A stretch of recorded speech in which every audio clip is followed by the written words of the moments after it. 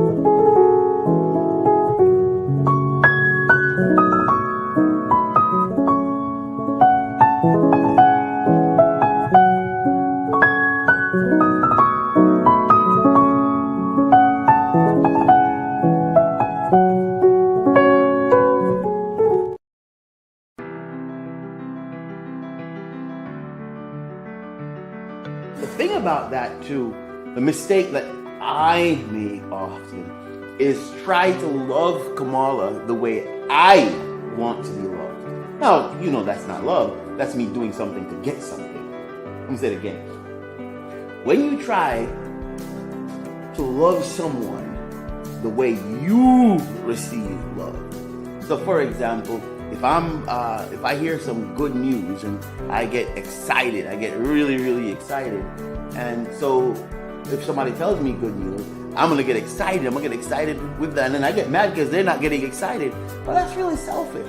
That's not reaching the person where they need to be met, but rather reaching the person where I need to be met in hopes of getting something in return.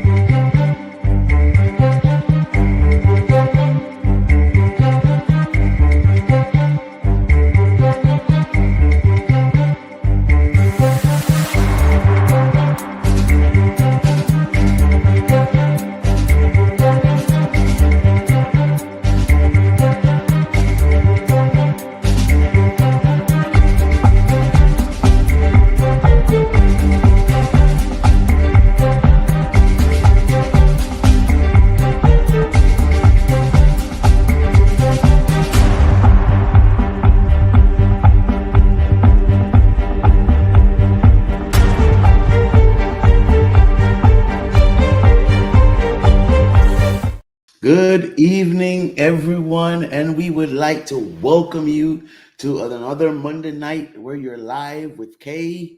W. and Jay. We are really excited that you have chosen to join us tonight. We're looking forward to the discussion on tonight. Before it's just the three of us tonight, and we want to have a really candid and we hope inspirational and we hope good night to my father-in-law, Elder Glenn. Thank you for coming on and hanging out with us, sir.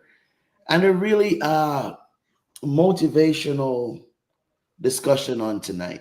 But let's begin by asking, it's Monday. And so what are you celebrating on this Monday evening, Pastor Gibson? Celebrating, just enjoying my wife. She resigned from her job, but they told her not to come back in for the last 2 weeks. So starting last Monday, she's been not working, but it's been good to have her around and just to be around my wife. I'm just enjoying the company of my wife. I love that. I love that. What are you celebrating, Kamala? Ooh, I had this big project I've been trying to get finished at work, and finally today, hallelujah, it is done. Pastor Taylor, how about you? What are you celebrating this Monday? I am celebrating God's goodness and God's grace. If you on Saturday, I was exhausted after church. We serve food every week. You all abandoned me, and I was on my own, and I was exhausted. It'd be like that. And I put on some food for Zach to eat, and I fell asleep. And this is well, my wife can testify because she walked in right at the start of it. I fell asleep. And I woke up and I went back to sleep. And then I woke up probably an hour later and was like, wait a minute. I put on some food for my baby. I jumped up, I ran in the kitchen, and the fire was off. There was no fire under the pot. But that's not the shout. Well, that is the shout. House would have burnt down. But there's another shout. The potato was cooked exactly where it's supposed to be before we cut it up and put it in the oven. It wasn't all mashed out, Pastor. It was cooked with the exact hardness that it needed to be. When they walked in the house, they were like, and then I heard, so I'm calling for my daughter to ask her if she turned off the stove. And then I heard, and realized the stove was still on, but there was no fire under there. And the gas didn't kill us. The oven was on. And I just that's what I'm celebrating, God's mercy, his grace, his goodness, his, in my, what do you call it? He was there for us on Saturday. The angel blew out the fire, and we're fine. And I want to praise God for that. That is a blessing. It could have been another way. Oh, it could have been another way, but I'm grateful to God tonight. Absolutely. Kamala, what are you celebrating? What are we doing here on Monday nights? All right, guys, shameless plug time. Head on over to www.kwministries.net/shop. Why am I sending you over there, guys? Because part of Monday night is your opportunity. Yes, I said it, opportunity to check out our store. We've got tons of great content in there, digital, free, non-free, books, games, tangible items. There is something for everybody in there. So I want for you to rush on over. Don't even creep, crawl, none of those things. Rush on over to www.kwministries.net/shop and get something for a friend. Get something for yourself. That's right. So tonight we want to have a discussion on the happening state. We're tagging it election, post-election blues, the post-election blues. And people, Brother Glenn is celebrating life. God is good. He's alive to see his family doing well, enjoying a program with his daughter and her husband. That's us. Thanks, Dad. We had an election, Pastor Gibson.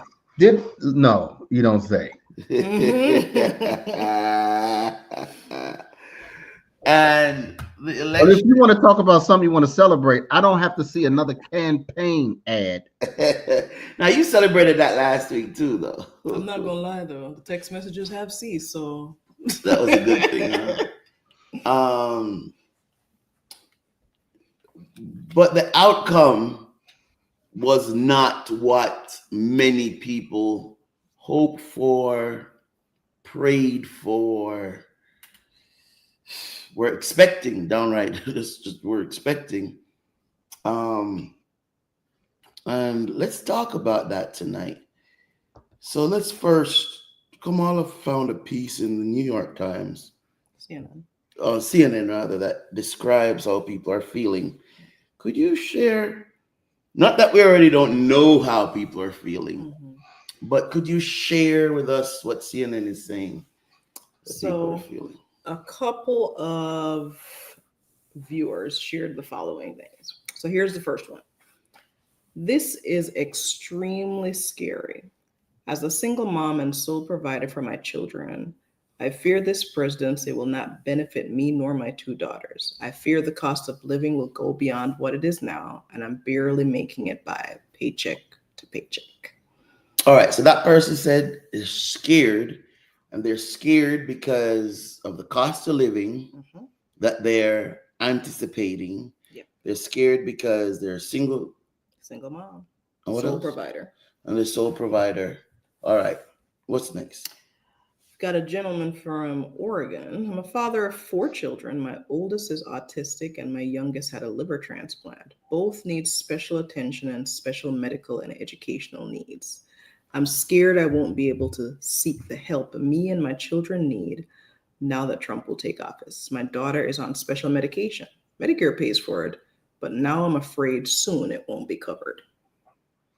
All right, next. They're afraid of Medicare not covering. All right, next. Somebody in Florida. As I'm writing this, I have just tried again to console my daughter for probably the 10th time today. I'm telling her things will be okay. She's worried about going to school tomorrow since the boys were already celebrating their victory over the girls yesterday. She's worried about her future and asking me hard questions that I don't know the answers to. She'd worry about me, her aunts, her grandmas, and her friends. How do I look at my daughter and tell her that the consequences of this election won't shape the rest of her life when I know they will?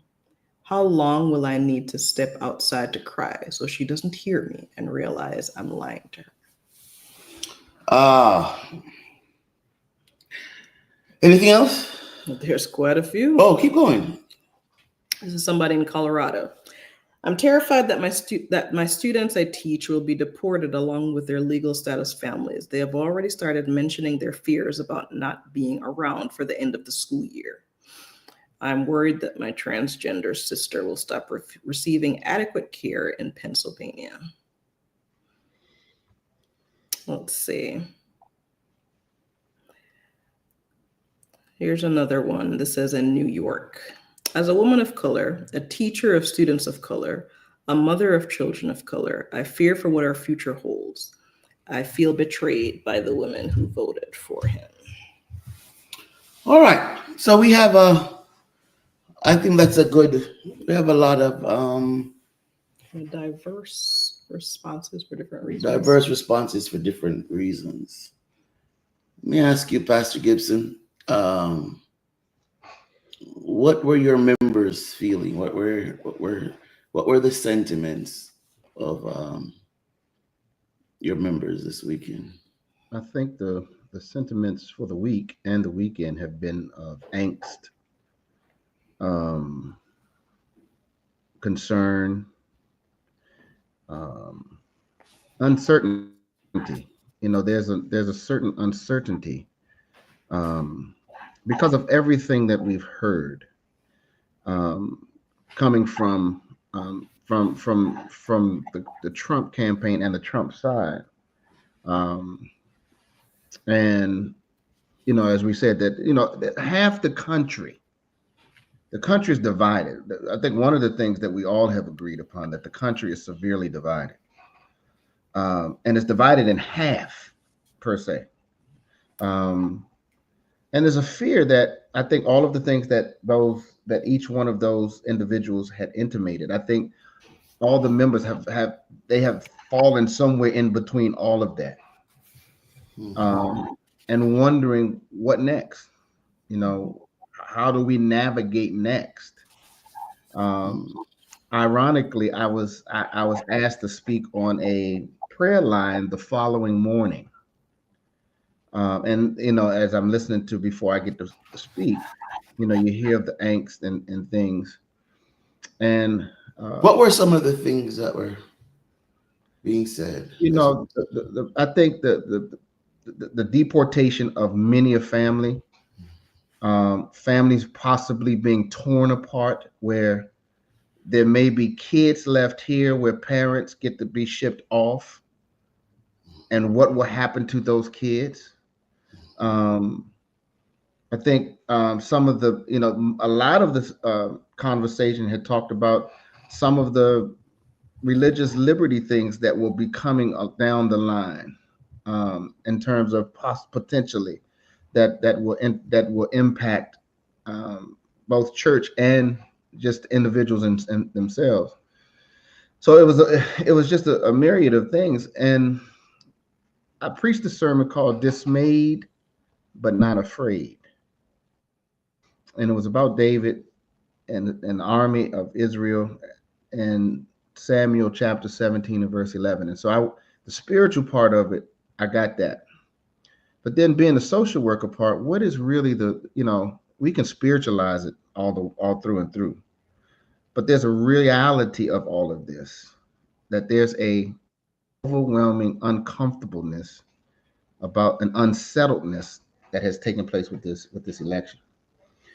So folks just feel unsettled. They don't feel settled in anything. I want to ask you, so you said we can spiritualize it all we want, but then there's a reality of it where folk are unsettled. And that's the sentiment I saw the following on Facebook. One person said, don't over spiritualize, so forth and so on. Help me to understand, as people of faith, what it is that our faith does for us or does not do for us in times like these. I don't think our faith exempts us from human feelings. Our faith doesn't exempt us from it. And what I mean by that is, if we look at the life of Jesus, when he's hanging on the cross, he says, "Father, why have you forsaken me?" None of us that are pastors, none of us that are believers ever believe that Jesus' faith waned in his Father. But the human side of humanity says, there's something going on, and I can't find you and I can't feel you. And there's something scary about it. And so faith gives us the uncomfortability that, and I think when we talk about over spiritualizing, saying, I think sometimes what happens is you have people say, well, just get over it. And it's a grief. It's a part of grief. Some folks are going to feel like they're going to lose their independence. They're going to lose their freedoms. And it's a part of the grief aspect of it. And that's what I think our faith doesn't. And so what I think our faith doesn't do, it doesn't exempt us from that. But I believe that if you work through it, our faith builds as we, and again, it's not spirit, it's as we seek God for answers. But we can't just say that, oh, well, this is, folks just don't say it just happened because this is the way the Lord gonna have it happen. As believers, there are moments of angst that we need clarity from God, that we want clarity from God. And I think that's where our faith is. I think our faith wants clarity sometimes, not necessarily that we don't believe. We just want clarity. Why? To happen. So again, my question is not a matter of do we believe or not. My question is, what should our faith do for us for example, Paul says we don't in Thessalonians, he says we don't mourn like people who don't have hope when people die. So we cry, but it's not like people who don't have hope. And then he says, this Jesus, the text, and he said, comfort each other with this. Use this. So our faith in death is, we know Jesus is coming again. So we should then use that as a comfort to one another. So Paul says for that. Jesus, as you mentioned, who said, why have you forsaken me? In that same scene said, Father, into your hands I commit my spirit. So he feels forsaken, but he gives himself to God. So what my question is, I think our faith serves as a tool for committing, or our faith allows us to push on in the midst of it. I think that's what your faith does. That because faith says there's something better on the other side of this. I'm going through it. I'm dealing with it, but there has to be something better on the other side. Right. So my faith. So if we look at all the lamentations, God doesn't mind you lamenting, but at the end of all the lamentations, what is there? There's hope and excitement and joy, because the lament doesn't last always. And so I think our faith says, don't give up. That's what your faith does for you. It says, don't give up. It's rough, it's hard, it's difficult, but don't give up. So explain to me the over spiritualizing. Because to me, you just spiritualize it. It's rough. But we have faith in God, so we're not going to give up. And we're not going to give up, I'm assuming, because God is in control. So explain to me sometimes over spiritualize things with just spiritual cliches. So like we say, we're too blessed to be stressed. We're too anointed to be disappointed. It's dismissive. Sometimes over spiritualizing is dismissing it because as if it doesn't happen. You understand what I'm saying? No, I do. So we have been saying I'm too stressed to be blessed in the first place? Are those just entertainment pieces? Are those just entertainment pieces that have no real value when we say them, except to get a response from whoever we're saying it to? It can be. I think it's all of. I think it can be. And I think sometimes what has happened is in the church and as churchy people, we've used those as our comfort and our crutch, so to speak. So I'm too blessed to be stressed. And again, it begins to, and Kamala, correct me if I'm wrong, it begins to feel like you're minimizing the situation when you say, I'm too blessed to be stressed. Mm-hmm. That you're minimizing the impact that it has. And so again, because I'm a preacher, everything becomes a sermon almost to me. Asaph says in Psalm 73, I got a problem. I would have slipped and I would have stumbled. I would have gave up all of my hope because I envied and I've seen the prosperity of the wicked.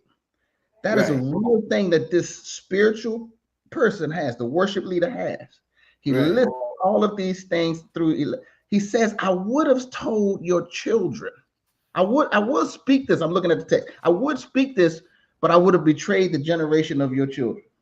In other words, saying, I would have told folks that I thought would have faith to say, okay, I've prayed about it. I've asked God about it. I've sought this, but I'm feeling this kind of way. I'm not okay. God, Right. I need an answer. And folks would betray you by saying, oh, well, you know, God got your back.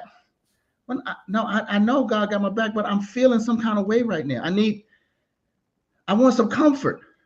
So what is it that we need? What is it that if I know God got your back is not what we need in that moment, what is it that we need? And what I'm trying to do, Pastor, is I'm trying to talk us through this. I'm going to bring in Kamala in a bit, and we're going to go through the steps of grieving and all of that. But what I want to know, what I want for those who are listening, when they walk away from here, especially from you and I as pastors, and I know you have the added responsibility of social work, but as pastors, is I want to know that when I stand in the pulpit and I say, I have a member that's always telling me that I need to preach about communion 2 weeks before communion. All right? And that laugh tells me you know who it is. And it's the most ridiculous thing that I've ever heard in my life. I need to come to you 2 weeks before communion to tell you, go find the person that you're angry at and apologize. Go get your sins forgiven.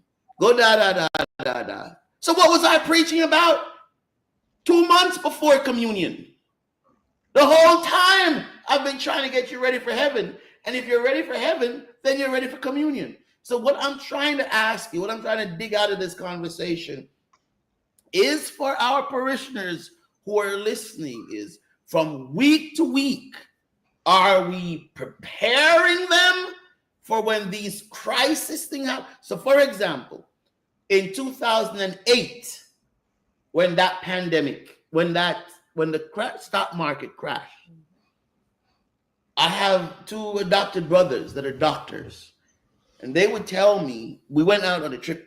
We went somewhere and they were sharing with me that the non-Christians were doing better than the Christians with their patients that visited with them when they visited their rooms. We had the pandemic where we fell apart. We locked up the churches to be safe, so forth and so on, but we fell apart. Let's just tell the truth. And we have this where we have fallen apart, where I have fallen apart. I remember the night we locked off television early. I went for a 2-hour walk just to pray and talk to God. So I'm not talking about anyone. I'm talking collectively. So my question is, what we're doing in the pulpit each Sabbath, is that a preparation for things like this? Or is it entertainment? I would say it's supposed to be. I mean, it's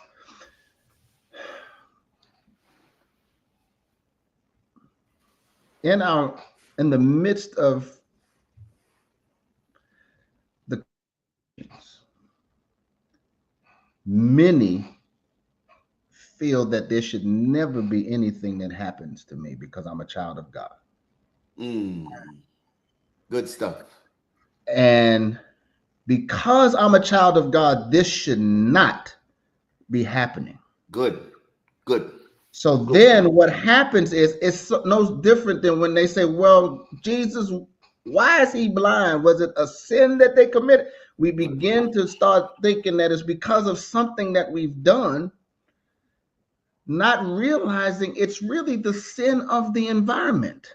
Right. It's just sin existing is because of that.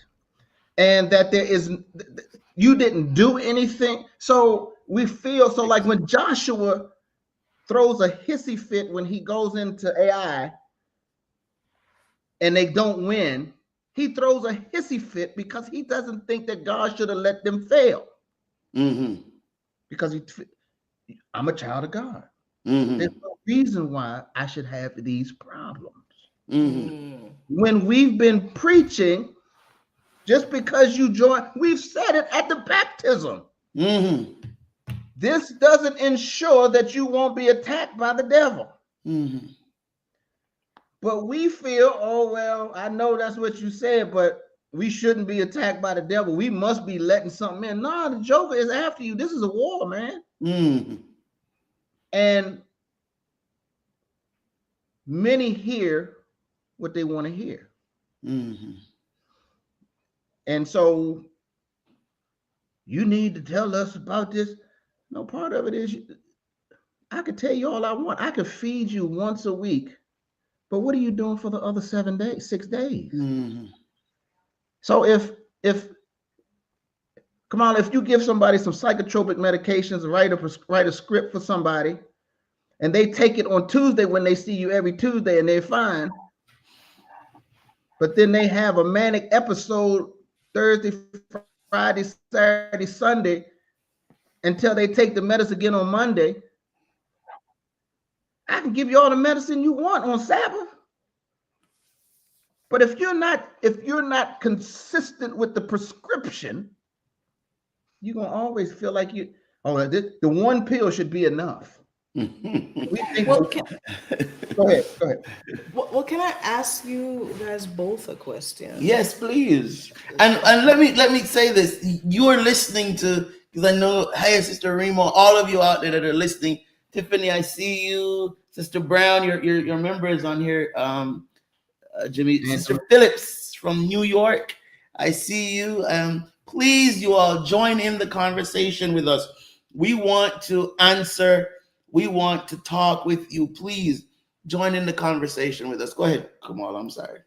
So, how do I balance between the idea that I should be prepared for difficult times?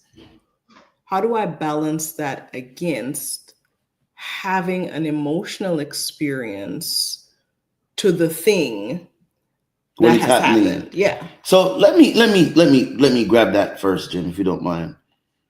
I think one of the things we need to go ahead and do is admit we're not prepared. I believe, and this is Bible. The disciples weren't prepared. Remember when they came to arrest Jesus, you had one of the 12 that sold Jesus to them. You have everybody else that ran. Hi, Sister Brown, I see you, say hello. You had everybody else that ran. You have, so they weren't prepared. The disciples were not prepared for what Jesus had been telling them for 3 years. John 2 comes straight out of the gate with Jesus saying, you destroy this temple and in 3 days I'll build it again. They weren't prepared. And so, Pastor Gibson, am I wrong here for saying that we are not prepared for these things? The 2008 financial meltdown, the you know that one of the, you know, if you can Google it right now. Do you know one of the largest seller of disinformation with the pandemic was the church? That was one of the largest people that were selling misinformation. The church was it. And here again, now we are here. So is it fair, Pastor Gibson, for us to say that we, whether it's our fault as pastors, whatever it is it fair for us to say, Jesus says in John chapter 16 to his disciples, these things I have spoken unto you, that in me you might have peace. In the world you will. Let me read it how the Amplified Version says it. The Amplified Version says it. I read that this evening. The Amplified Version I think expresses the thought even. I have told you these things so that in me you may have perfect peace. In the world you will have tribulation and distress and suffering, but be courageous, be confident, be undaunted, be filled with joy. I have overcome the world. My conquest is accomplished, my victory abiding. In this world you'll have tribulation, distress, and suffering, but be courageous, be confident, be undaunted, be filled with joy. Isn't that what we're preparing our members for?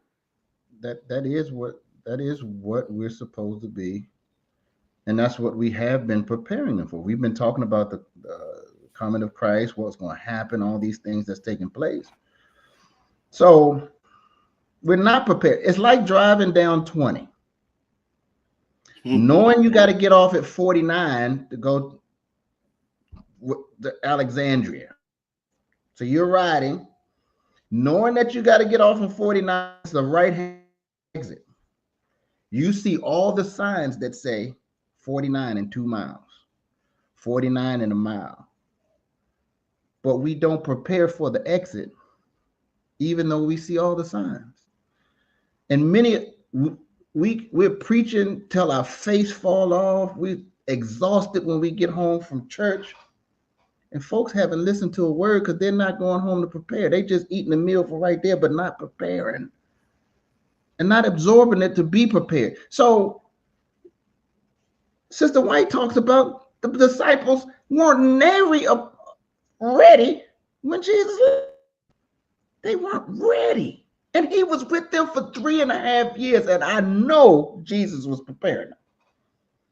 But because, again, we have this concept that because I know what God said, but he said he will always be with us, always, even until the end of the age. So, yeah, he's going to be with us, but there are moments that you're going to have to face some stuff. God never left Jesus, but Jesus still went through stuff. We are lazy in North America. We're lazy. So we don't prepare, even though we've been told to prepare. We're lazy. Now, having preached overseas, we are lazy, Winston.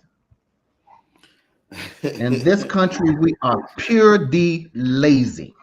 So I hope you know we're gonna get people watching this, we're gonna get killed for saying. Well, I've got another follow-up question. Yeah, and so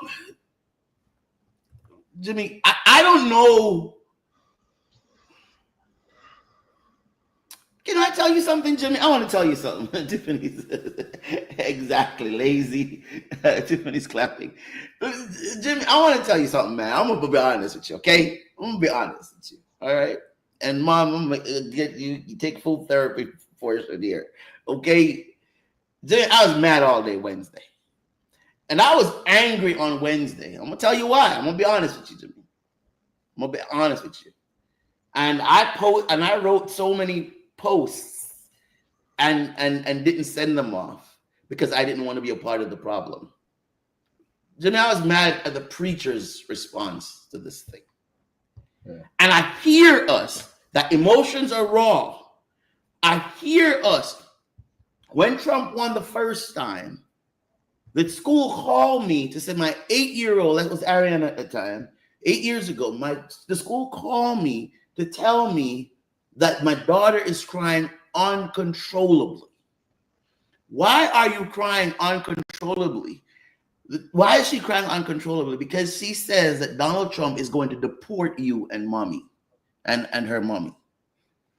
And so I had to go to the school. I had to explain they can't deport us. We're citizens that have to change laws, so forth and so on.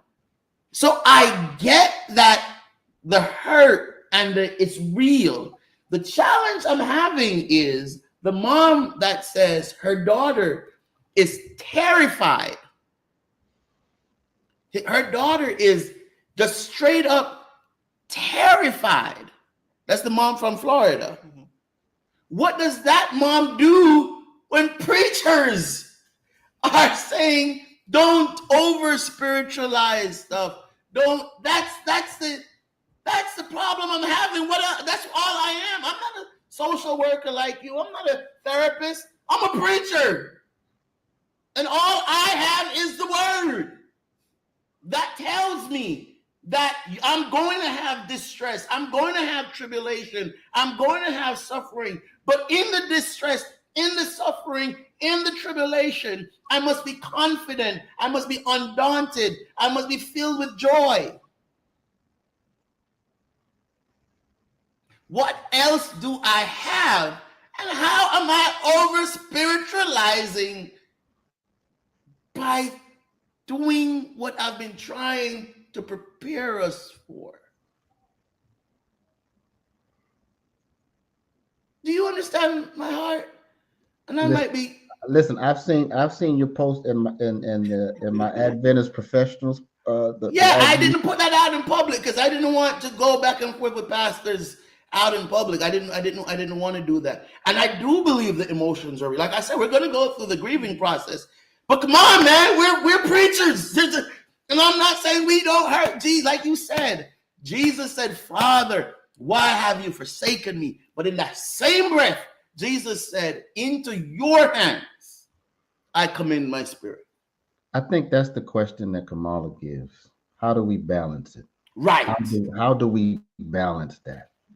And how do we comfort somebody in the midst of that emotion with the part that we've been gifted with is a spiritual part that we can. Where do we give them the comfort and the hope in the midst of their despair? Right. How do we give them that and not just let people sit in it? Right. I think that's where they go. I think that's where some have gone too far, that they look. God doesn't want you to sit in it. He knows you got it, but he doesn't want you to sit in it.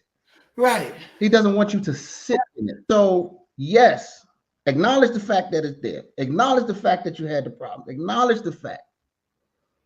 Jesus says, Lord, I don't want this. I don't want this thing. You take it off. You take it off me, Jesus. You take it off me.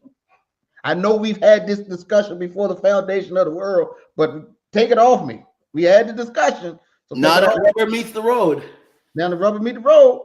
However, he says, and again in the same breath, however, not my will, but your will. But isn't that over spiritualizing it according to the? I think part of it, Winston, is I think all of us got caught up in a lot of emotion. No, I'm sorry. I got a thought. I'm sorry. Go ahead. Could it be that we're having an either-or discussion? Not us, but there's an either-or discussion going on versus a both-and discussion going on. And what I mean by that is it that part of what is being put out there is that it's either you have an emotional experience or you're able to overcome, versus I have emotional experience and I also know, or should know, that trials will come, but I can have. So Kamala, let me be clear. Kamala, like I don't know that anyone out there is more angry or hurt or disappointed than I am. Right? I don't. There are some realities that I can't even talk about on here that will affect us seriously. Okay. All right. That's not my issue. My issue is not that we're not in pain. My issue is, like you said, I'm in pain. Where am I as a Christian now supposed to find the help? So, for example, I was my daughter worked at Dr. Hill's church, Pastor Gibson, St. James United Methodist Church. And I thought Dr. Hill preached such a healing sermon. He talked about Ruth, Naomi's name that means happy or sweet, but the experience of losing her son and not having grandchildren and all of that was bitterness. But then Ruth hooking up with Boaz and having Obed became, we were sitting in church on Sabbath, on Sunday rather, that was Sunday, on Sunday, because of Naomi's bitterness that turned to sweetness years later. And what he said was, yes, it's bitter now, but this, out of this fruitlessness can come fruitfulness. And I thought that was so powerful to say to our members, to say to his members, that because God is in control, this very dark election result can bear really good fruit later. But isn't that spiritualizing it, Jimmy? Isn't that spiritualizing it? You're laughing. Listen, man. I'll move on from there. I see that out. I agree with you. I do agree with you. And I went back to one of your posts, and so I know you were talking about the capstone. And so there was a preacher that responded and said, I don't think they're ready to unpack that. And I think, again, many of us as preachers we don't want to reason together. We just want folks to believe what we believe. Right. Because we think we so heaven-minded that sometimes we ain't no earthly good.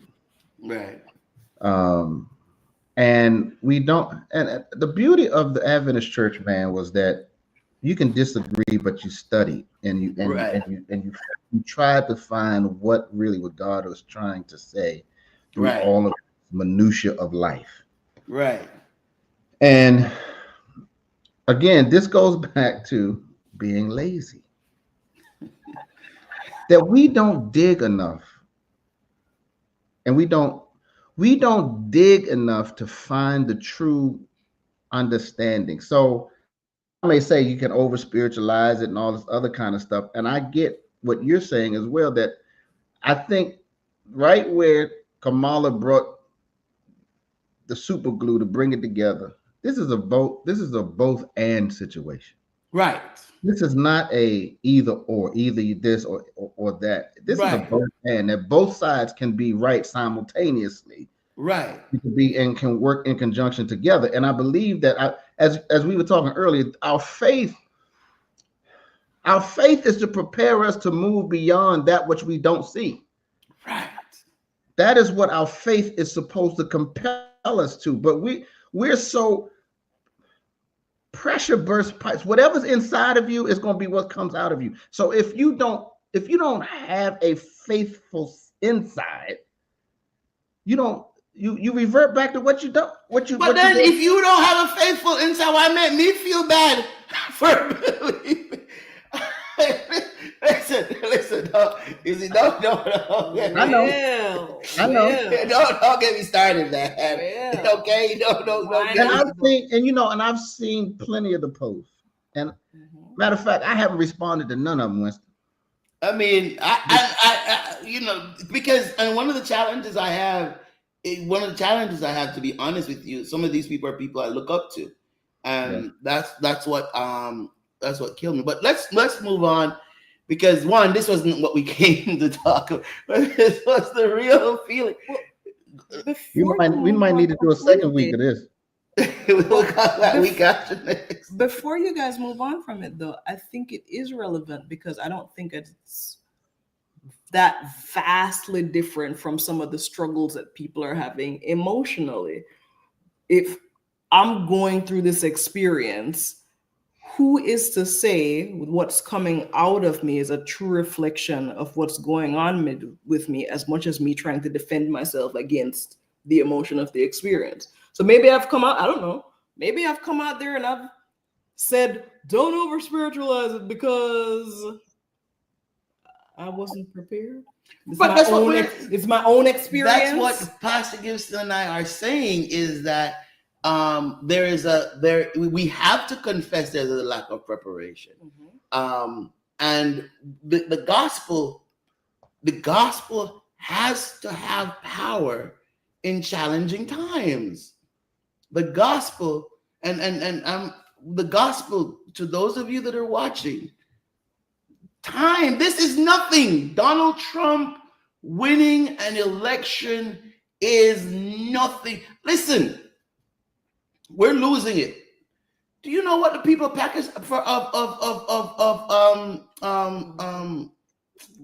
Gaza, the Palestinians are going through?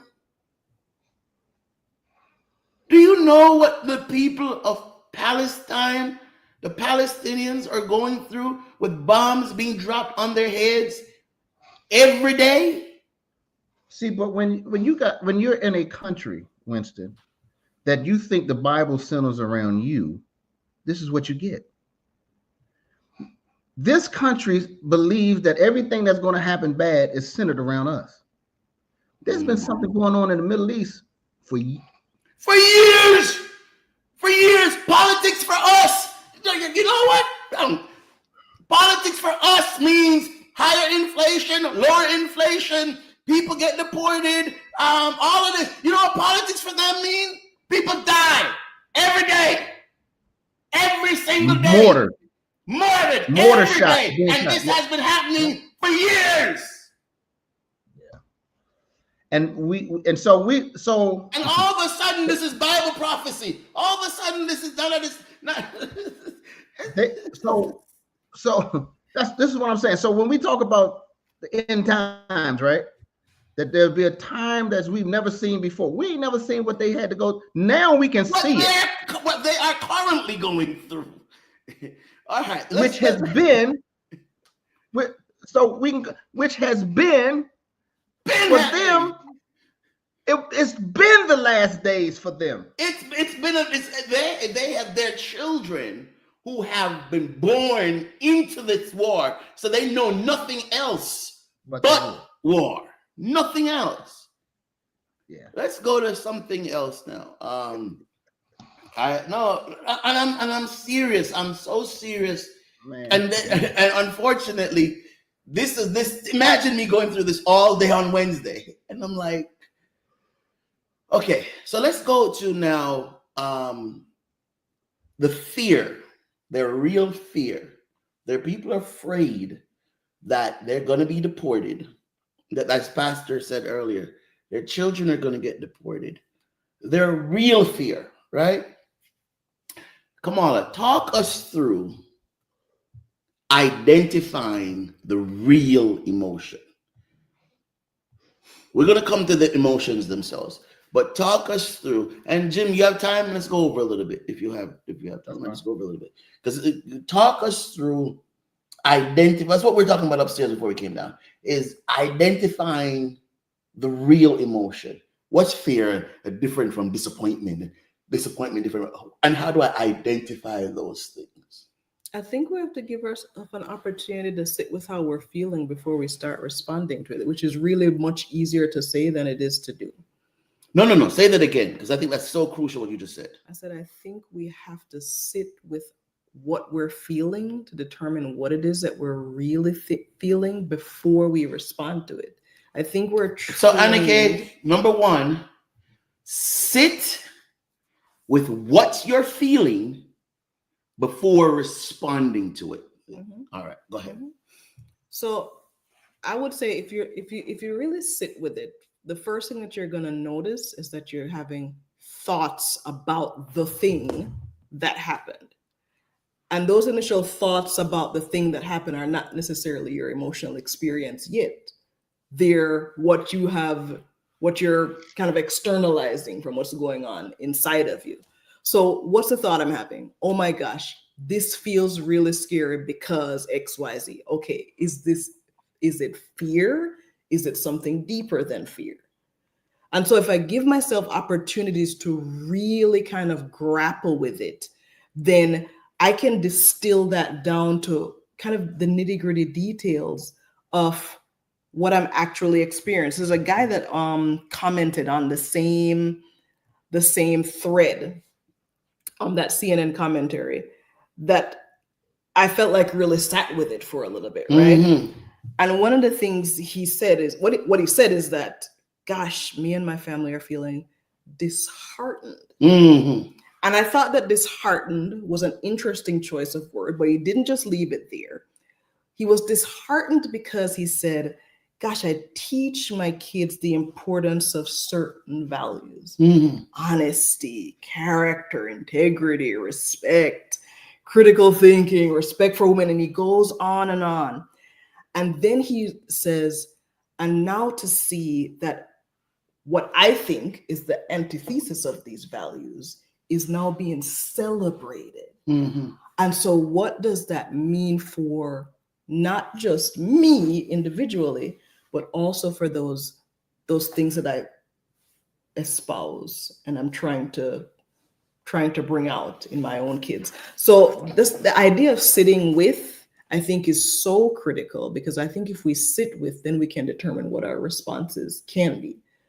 So what I hear you saying is, I don't need to just come out of the gate with what I'm feeling, because I don't know yet what I'm feeling. No, if you think about this whole, what we're talking about, I think Pastor Jimmy said, you used the language earlier as well. There's a grief for a lot of people that's associated with this experience right now. And what is grief but a combination of very complicated emotions?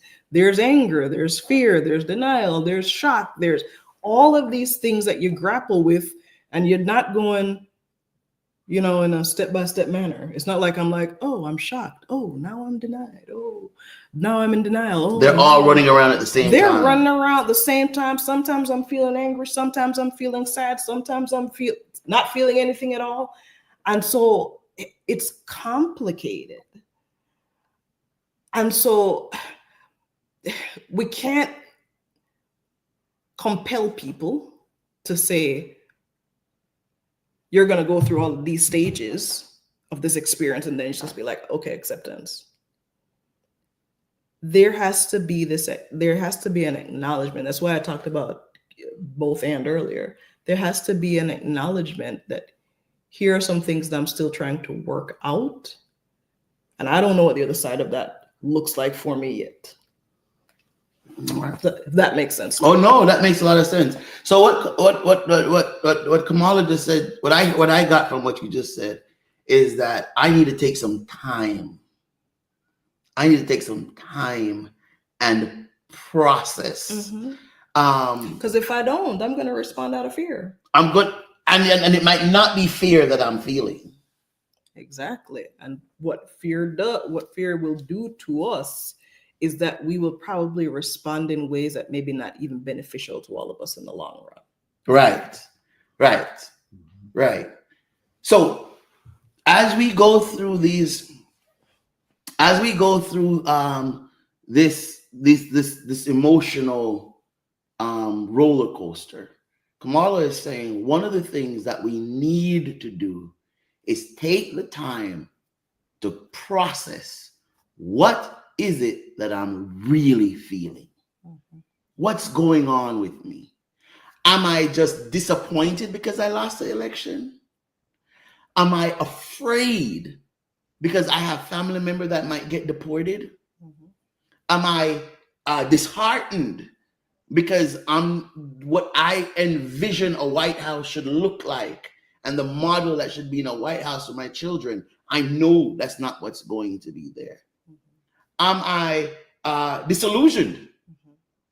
What is it that I'm really feeling? Because the challenge is all of these feelings can come with the same emotions. All of these feelings can have embedded in them the same emotions. And what might feel like fear might be disappointment when I realize I don't have anything to be afraid of. And that, now I like that you said that, because that then if I sit with it long enough to determine what I'm truly feeling, I also give myself the opportunity, and I'm going to insert a word that we use out there, but I want you to hear what I'm saying. It gives me an opportunity to fact check if what is informing those emotions is actually factual. Because sometimes we have emotional experiences in response to things kind of globally. Mm-hmm. But if I kind of distill it down to the different areas, everything that I'm responding to is not necessarily true. Fact. So I owe it to myself to not get caught up in everybody else's emotions. Mm-hmm. Is that what I'm hearing? Mm-hmm. I owe it to myself to not get caught up in everybody else's emotions, but look at the thing for myself. Because what I'm afraid of might not be what you're afraid of. Let me ask you something, Pastor Gibson, real quick, and I'm gonna come back to us because we're gonna go work through this some more. Mm-hmm. But something I think I should have asked before we got here. Pastor Gibson, is it fair for me to say that sometimes we just want to collectively grieve? Is that a fair assessment to say, hey, you were hoping the Saints would win. Kamala was hoping the Saints would win. I was hoping the Saints would win. The Saints didn't win. The Cowboys won. And we don't want to talk about healing right now. We don't want to talk about processing right now. We want to stew. We want to set the bus on fire. We want to break some windows. Mm-hmm. We want to burn down the city for a while. That also feels like fear and all of these things. But that's just what we collectively want to do. We want to grieve right now. Do you think that's possible, or am I talking foolishness, Pastor Gibson?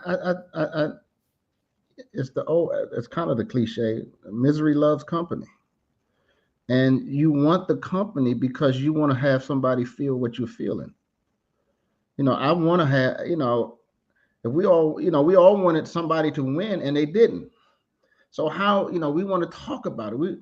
And actually, we do want to talk about it. But again, we can talk about it and flesh it out. But I think, as Kamala said, that I think we do want to do it collectively. But to be healthy about it, I got to get away from you and I got to get away from Kamala to process why am I upset that the Saints lost. Right. Because I might be upset because Jimmy's upset. Yeah, why? I might not be upset the same reason that you upset. I might be upset because I put $50 on the game now and lost my $50. You might be mad that the Saints lost because you got a cousin that plays for them. Kamala might be upset with them because she just upset because she live in Louisiana now, and they the Louisiana team. Mm-hmm. So now I got to sit back. Okay. I'm gonna sit back. I need to find out why am I really upset about this? It's not the same reason for them. So what is it that's making me upset about all of this? And I think, and again, we have to assess it and process it so we know how to deal with it, because we can't conquer what we won't confront. Whew. All right. We can't fix what we won't face. Mm-hmm. We have Dr. Simone Ashman on next week. Let's come back the other week and continue the conversation. I will be on vacation next week, cruising with our daughter, Gina. Nice. Enjoy every moment. She just turned 40 on Friday, so we're celebrating her 40th birthday on a cruise. Nice. How are you out here putting out this lady's age?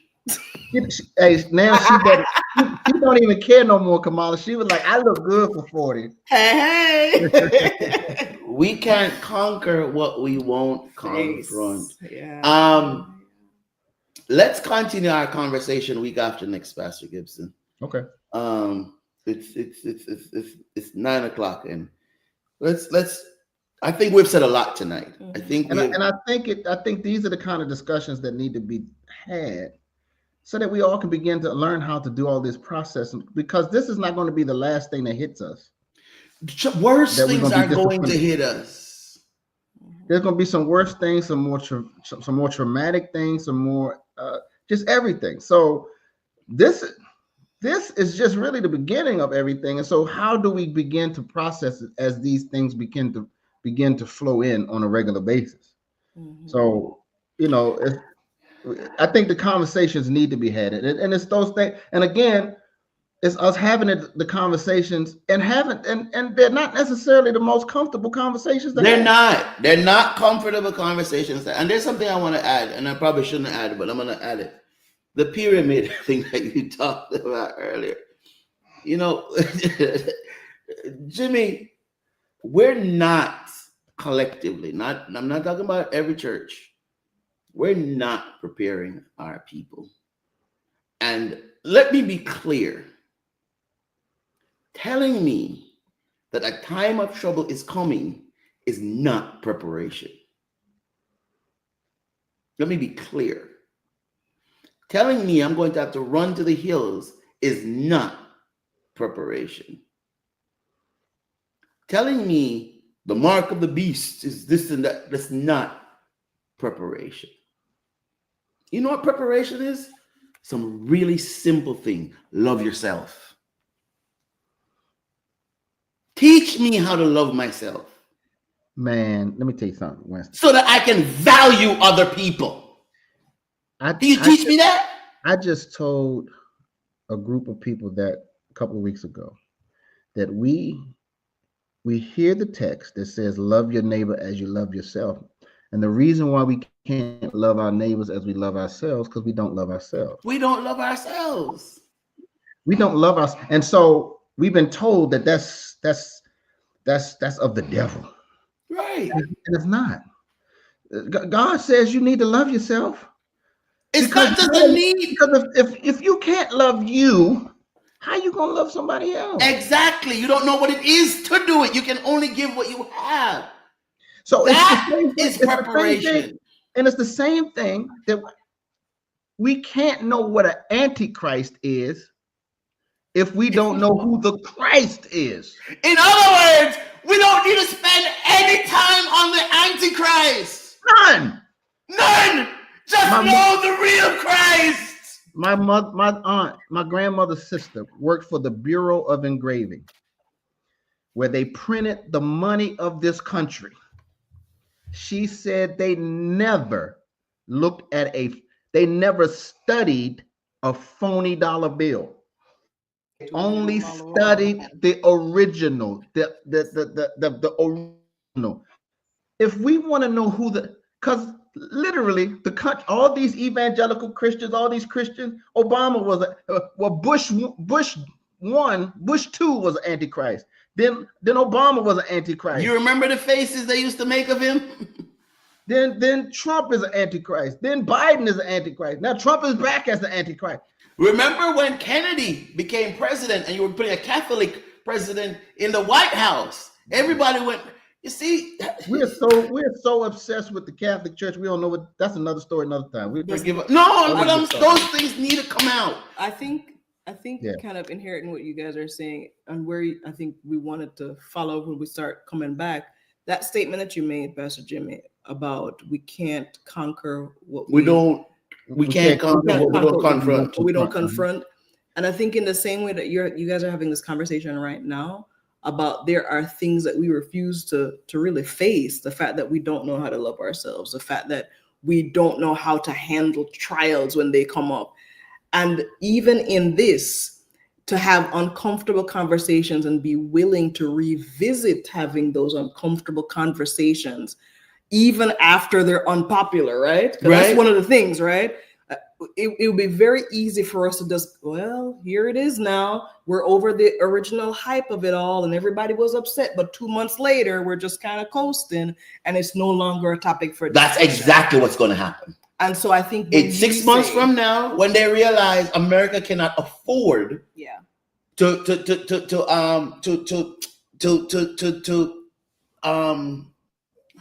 lost my words now. America can't afford to deport 11 million people. Mhm. Number one is a financial barrier to doing that. Number two, when they do that, who's going to pick their grapes?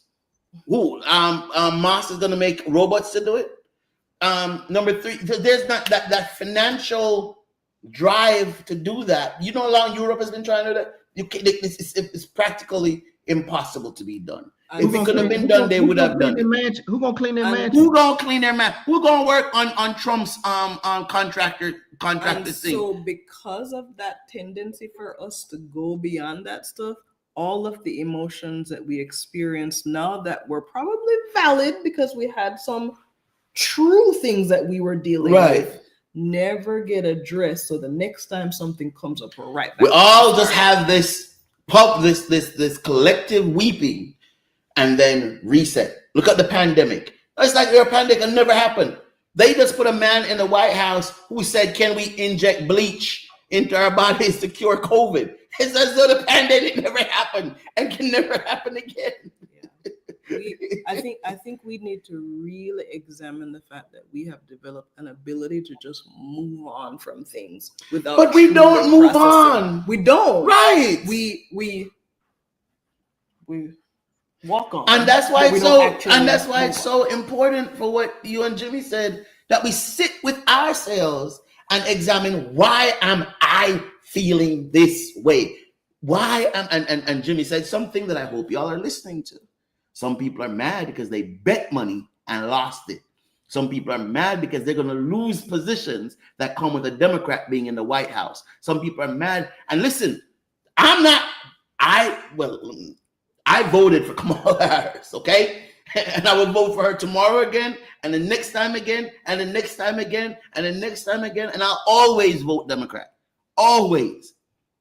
But I'm more interested in my members that are hurting really, really, really bad when I don't know if they understand the real reasons they're hurting.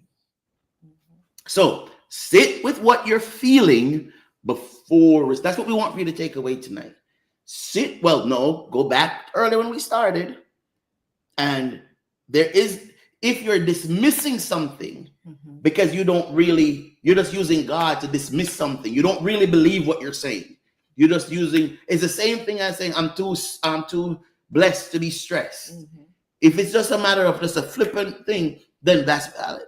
But for you to say that, listen, I'm not going to worry because I know God is in control. As a Christian, that's where your heart should be. You're not over spiritualizing anything. And if you're not there yet, that's okay.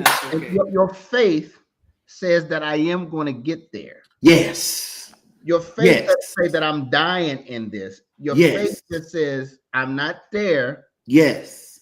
I'm dismayed, but I'm not afraid. Yes. I'm not afraid to look beyond. So it's okay. It's okay to address that you're scared. Yes. Mm-hmm.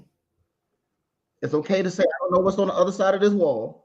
Yes. But I believe that if the Lord said we're gonna go this way, we're gonna go this way. I had some thoughts, and the Lord will help ease my thought. And so we go and we say we're gonna be okay, and our heart will get there. Yes. It's just like a child walking. You fall, you get back up, you fall, you get back up until now you got a steady gait. Yes. Yes. And some of us are still we have an unsteady spiritual gait. Yeah. And we haven't addressed it with the appropriate spiritual therapy. Yes. Physical therapy to strengthen that. Yes. Stop worrying about the Antichrist. The Antichrist is not going to show up how you think it is. And we can talk about all of the 2,300 days, the 1260, the 470, the 890, the 666, the 422, the 911, whatever. That's what's driving you all crazy. Because you're trying to worry. What's the point of, again, knowing the signs, but not preparing for the exit? Disney World is 1,000 miles this way, but you haven't made preparation. No, you haven't prepared to put the gas in the car. You haven't prepared the car. You haven't gotten the tickets. You haven't done nothing. But then you get closer to Disney World now. It's 100 miles away, and you know it's going to be coming up on exit 692, and you're still at exit 792, and you still got some time, but you're not. When you get to 695, you got to start getting over into the lane that you need to be in. Yes. So if Jesus is soon, the Jamaicans soon come, you need to soon get in the lane. Listen, if it's Monday night, you're live with K W and J. Peace.